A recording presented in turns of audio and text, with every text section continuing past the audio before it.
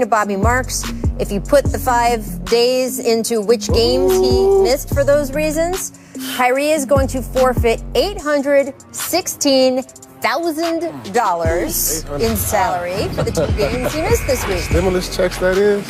Now, sources telling our Adrian Wojnarowski, Kyrie is expected to play against the Magic tomorrow. Steve Nash was asked about that in a press conference today.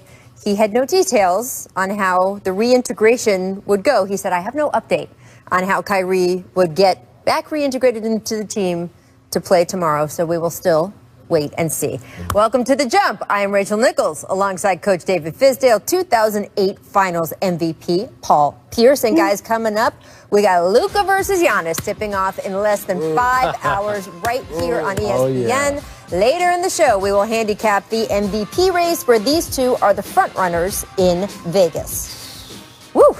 First, though, we begin today's show with, of course, James Harden. Just made his first public appearance as a member of the Nets, spoke to reporters virtually in the last few minutes, addressed a lot of the lingering questions surrounding his departure from Houston and his future in Brooklyn. Take a listen. What does it represent? What does it mean to you? It means a lot. Just, coming for, 8 years in Houston and then, having a fresh start with some unbelievable talent and obviously the coaching staff, the front office, from top to bottom. The welcome has been amazing, so it's a fresh start for me to go out there and ultimately have a chance to compete at a title. Bruce Beck, NBC New York. Hey, James, what's your message to Nets fans on what kind of player and what kind of teammate they're getting? An elite player, an elite teammate, an elite leader, and just a guy that's willing to do whatever it takes to rack up as many wins as we can, sacrifice. Brian Lewis, New York Post. Hey, James. Welcome. Following up on that, you've proven yourself to be an elite player, and KD's an elite player, Kyrie's an elite player. All you guys have had the ball in your hands and been asked to make big shots. I'm curious how the three of you make sure that you guys come together and keep the main thing, and find a way to gel for the greater good. Chemistry. Sacrifice and like you said, we're all elite, so depending on the game, depending on, what's going on throughout the course of the game, that's going to determine who gets the ball and who makes the plays.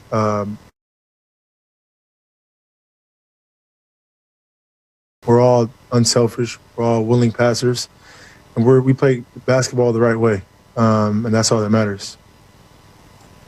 Otis Livingston, CBS New York. Hey, James, welcome to Brooklyn.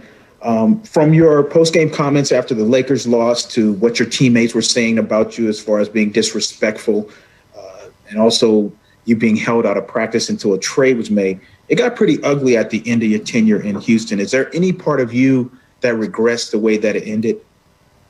I wasn't disrespectful to anyone. Those guys, I just got there, Houston.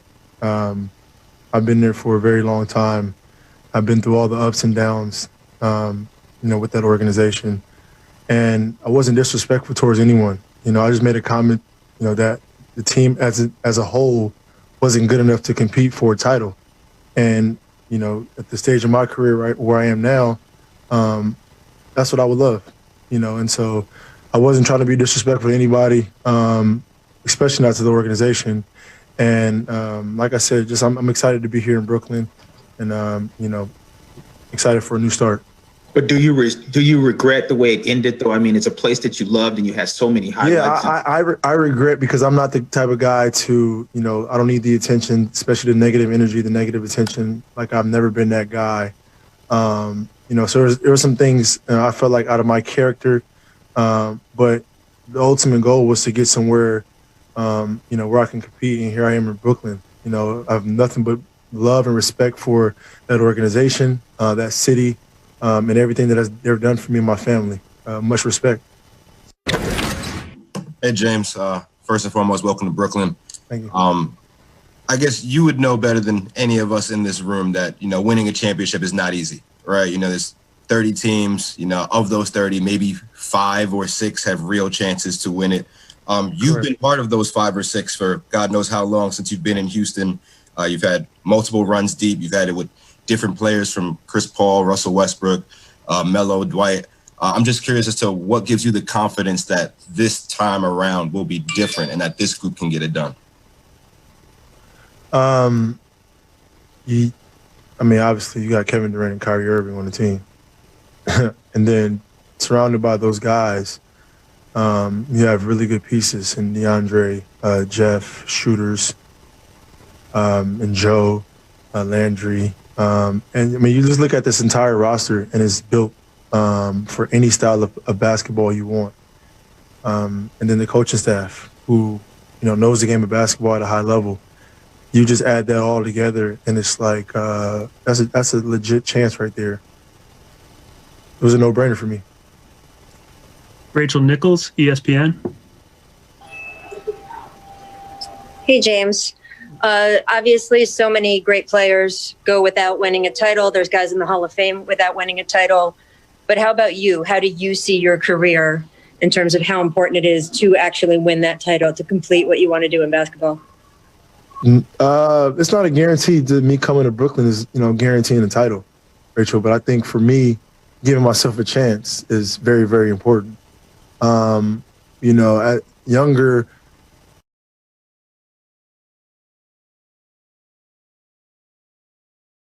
giving myself a chance, but wanting to get paid and wanting to take care of my family was very, very important to me. Now, the stage of my career is giving myself a chance to do something that I haven't accomplished yet in this league, and that's very important to me now, and that's the situation that I'm in, and that's why I'm here in Brooklyn.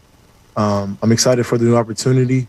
Obviously, we know it's not easy. It's not going to be easy at all, but with this roster and this coaching staff and this organization, I think we have a legit chance. I know you're obviously still getting acclimated to this team, but when you look at yourself and you look at the pieces, what parts of your game do you envision, staying the same for this to work, and what parts do you envision changing for this to work with this team? Very good question. I think for me, my playmaking ability, we have 2 elite scorers that the world knows already. My job is to come out here, obviously score the basketball when needed, but my playmaking ability, whereas getting our shooter shots, getting our bigs, finishes around the rim, and making the entire team better. I think that's one aspect of my game that will excel in this offense. And as long as I'm making my teammates better, it doesn't matter about the points. Like, I think everybody knows that I can score the ball at a high clip, and that's where the sacrifice comes in at.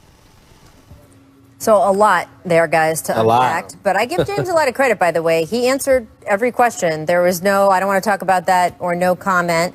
Paul, you were a part, of course, of the Celtics' Big Three, KG, Ray Allen, and yourself. Fizz, you coached the Heat. You were the lead assistant on the bench with the Big Three with, of course, LeBron, Wade, and Bosh down in Miami. So I have to ask you guys, hearing all of that, including what James just said about adapting his play and changing and becoming a little bit more of a playmaker, what do you guys think the biggest challenge is, Paul, for how this Big Three is going to come together? Well, James said it. I heard him say it a couple times, the sacrifice. He can't be the James Harden that he was in Houston.